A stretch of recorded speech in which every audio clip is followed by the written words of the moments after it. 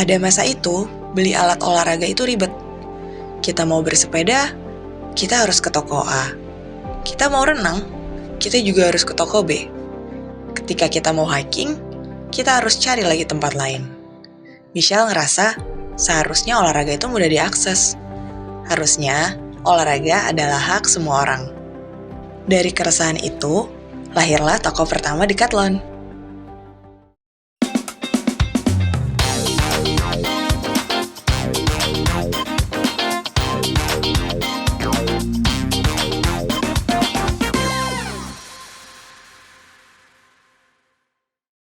Halo semuanya, selamat datang kembali di Inspera, sebuah kanal di Dari Redak Siswa, tempat kita menyelami cerita-cerita bisnis dari panggung internasional yang nggak cuma inspiratif, tapi juga penuh pelajaran soal strategi, kesabaran, dan keberanian untuk berbeda. Hari ini kita akan ngikutin perjalanan sebuah toko olahraga yang ternyata dimulai dari lahan parkir bekas di Prancis, sampai sekarang sudah menjangkau 70 negara. Brand ini tumbuh bukan karena viral, tapi karena sabar.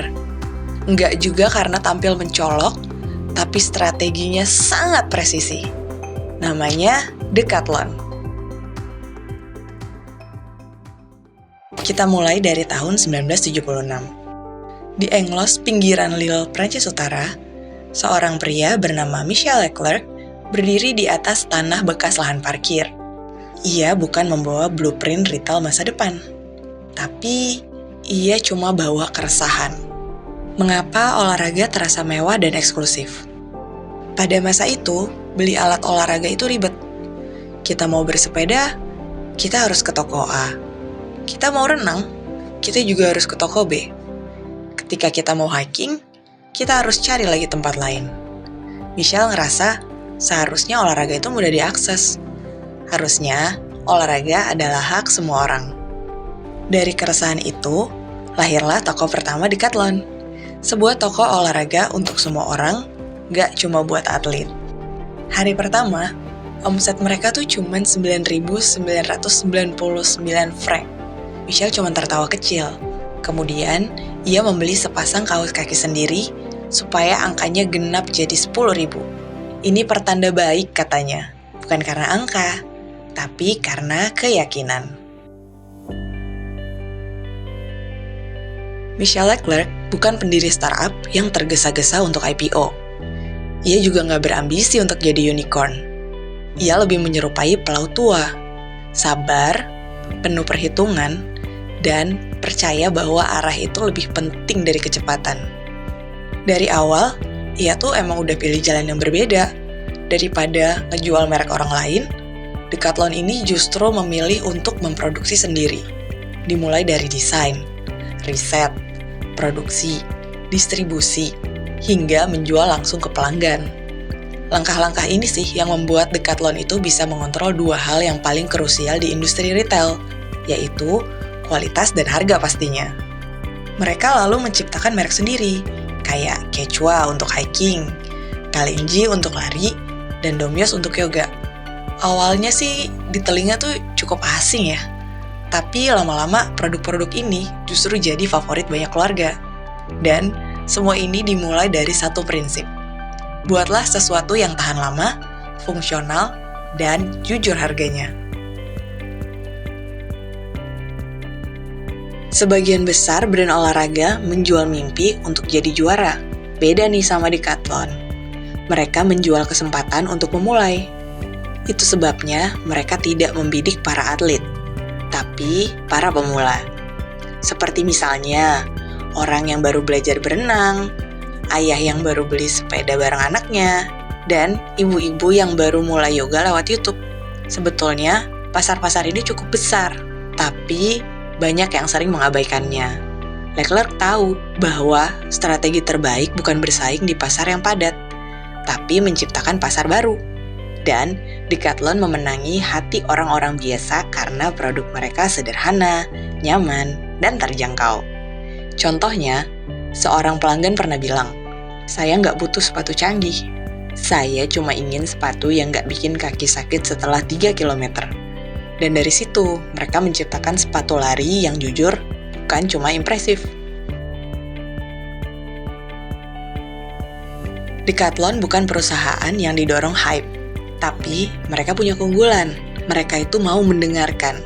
Sampai nih ya, mereka itu membangun Sports Lab di Lille, sebuah laboratorium untuk mempelajari bagaimana tubuh bergerak, bagaimana kaki mendarat, dan bagaimana tangan menggenggam raket.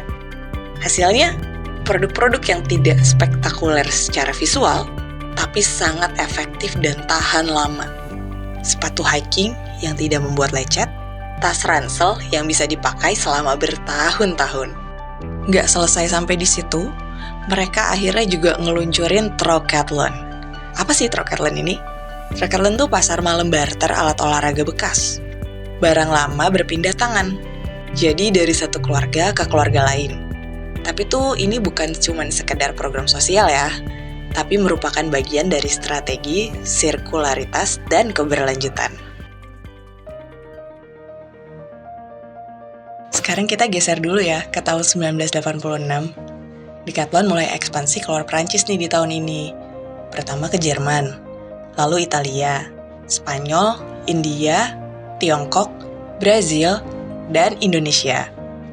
Tapi Decathlon ini beda nih sama merek Amerika yang biasanya tuh suka tampil dulu, terus pahamnya tuh belakangan. Decathlon itu justru masuk ke pasar asing dengan merunduk dan mendengarkan. Jadi mereka adaptasi dan belajar dulu gitu. Nggak ada billboard, nggak ada juga sih iklan bombastis gitu. Jadi mereka cuma datang terus hadir. Yang pastinya mereka tetap ngejaga harga terjangkau, kualitas, dan pendekatan yang membumi. Sekarang kita geser lagi ke tahun 1999, yang ternyata mereka itu coba masuk ke Amerika Serikat. Tapi sayangnya mereka gagal di sini. Ternyata strategi mereka tuh kurang cocok sama kultur retail Amerika yang cepat, kompetitif, dan berbasis branding pada saat itu. Tapi yang kerennya tuh mereka tuh sama sekali nggak panik. Mereka tuh justru mundur pelan-pelan, terus membaca peta gitu. Dan 17 tahun kemudian, mereka nyoba lagi nih.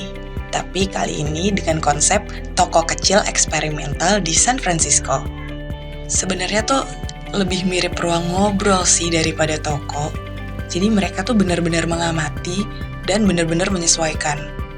Yang kerennya lagi berarti gagal buat Decathlon itu bukan kegagalan, tapi justru itu jadi jeda untuk memahami lebih dalam lagi.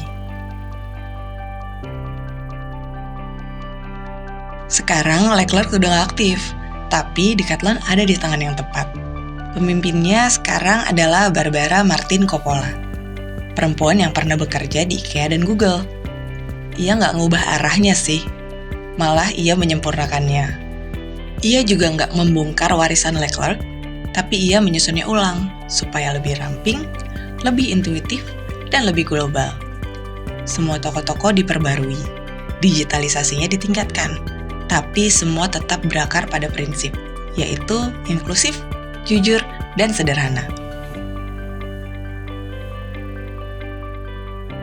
Hari ini, Decathlon punya lebih dari 1.800 toko di 70 negara.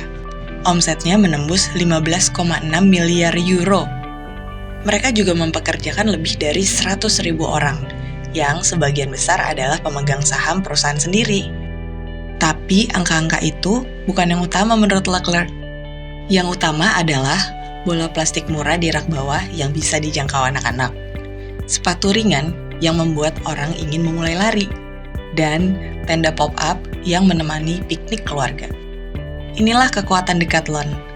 Mereka tidak menciptakan tren, tapi mereka menciptakan alasan untuk bergerak. Jadi, kalau kalian lagi memulai bisnis, lagi ngebangun brand, atau mungkin kalian lagi ngerasa kalah saing nih, mungkin kalian bisa belajar dari Decathlon, bahwa pasar itu bisa diciptakan. Harga murah juga nggak berarti murahan kok. Dan strategi paling ampuh adalah kesabaran dan kejelasan niat. Dan yang paling penting lagi, menjadi besar tidak berarti harus meninggi. Itulah kisah Decathlon, dari parkiran bekas ke 70 negara. Dari keresahan kecil hingga ke strategi global. dari bola plastik ke perusahaan bernilai miliaran euro. Saya pamit, sampai jumpa di episode dari Redaksi Soal berikutnya. Jangan lupa subscribe, like, dan bagikan insight yang menurut kalian paling berkesan. Dan ingat, dunia ini mungkin gaduh, tapi kadang strategi paling sunyi itu justru strategi yang paling kuat. Di era di mana teknologi informasi dan komunikasi berkembang pesat, transformasi digital memaksa kita memahami alur informasi yang tersebar cepat melalui jaringan internet. Membaca berita melalui gawai pribadi kini menjadi rutinitas harian bagi banyak orang. Selain memperoleh informasi terbaru, membaca berita juga menambah wawasan dan melindungi kita dari hoax. Menyadari pentingnya informasi yang akurat dan inspiratif, sua.co.id hadir menyajikan kabar bisnis dan ekonomi terkini. Sua.co.id adalah portal bisnis yang menyediakan berbagai informasi terkait pemasaran bisnis, manajemen, CSR, aksi korporasi, tata kelola perusahaan, profil bisnis pengusaha dan profesional, investasi pribadi, teknologi informasi, wawancara eksklusif dengan CEO, serta data penelitian. Kami tidak hanya menyajikan berita terkini, tetapi juga pembelajaran dari para pebisnis sukses, kisah perusahaan yang menginspirasi, strategi manajemen, pemasaran efektif, penciptaan kesuksesan bisnis, kewirausahaan, pengembangan karir, dan cerita sukses anak muda dalam berbisnis. Sua.co.id hadir di berbagai platform. Anda dapat mengunduh aplikasi kami di Google Play Store dan mengikuti kami di media sosial @swa_media_inc seperti Instagram, LinkedIn, X, dan Facebook. Saatnya menginspirasi orang lain dengan kesuksesan bisnis Anda melalui platform kami. Kunjungi sua.co.id dan temukan informasi bisnis yang inspiratif setiap harinya.